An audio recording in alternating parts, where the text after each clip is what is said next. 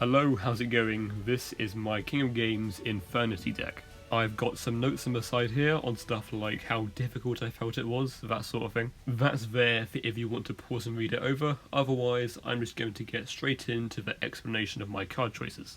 The first thing I will talk about is why I'm not playing Free Archfiend. In versions of a deck that do not play the skill Infernity Inferno, I think Free Archfiend is really important, because in a build like this one, you really want to draw Archfiend on your first turn. However, with Infernity Inferno, you can just send Archfiend from your deck to the graveyard. Therefore, drawing it is nowhere near as important. I would much rather have more room for spells and traps that make sure that my opponent's aggressive push does not happen and that mine does. That's why I do not like playing Free Archfiend with this particular skill, and why in general I do not play many monsters. Under the same reasoning, I like one Archfiend a lot also. I've played a lot of games with only one Archfiend. When I was playing one Archfiend, the second Archfiend you see here was a Cosmic Cyclone, so the deck looked like this.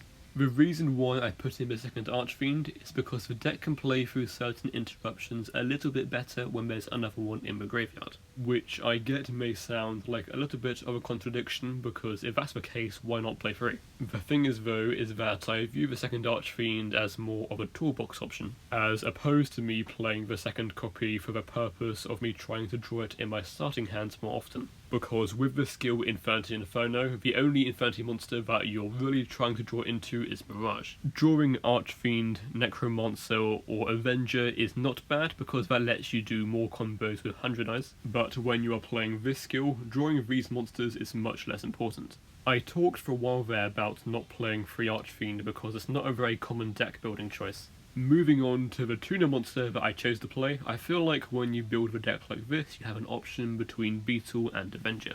The reason why choosing only one of these is better is because you have a limited extra deck space and you want to minimise on bricking. Beetle gives you options into nice level 6s such as these ones. Avenger lets you make level 5 synchros like these, but the main reason why Avenger is good is because of combos with 100 Eyes Dragon. I think Beetle is nice, and I used Beetle in some tournaments on Friday, but I chose Avenger because I think the combos with 100 Eyes are really nice. I have free Mirage and free Launcher for cards that work very nice with this skill on turn 3 or 4. Drawing Necromancer instead is sort of good if you don't draw Mirage or Launcher. But I'm not too sure if free Mirage and free Launcher is enough, so I put in one Watchcat. Drawing this card is kind of like drawing Launcher, but is obviously not as good. Even if not resolving it to get Launcher, sometimes its big defense is useful too. The only anti-back row card I play is Trunade, but Bad Aim is also pretty good against back row to an extent. I like Bad Aim because it's better against decks that don't run back row than a card like Cosmic Cyclone or Forbidden Lance would be. And it's still good against back row decks too. Especially if they go to Fiendish Chain or Karma Cut to your Archfiend, because then you can just Bad Aim your own Archfiend.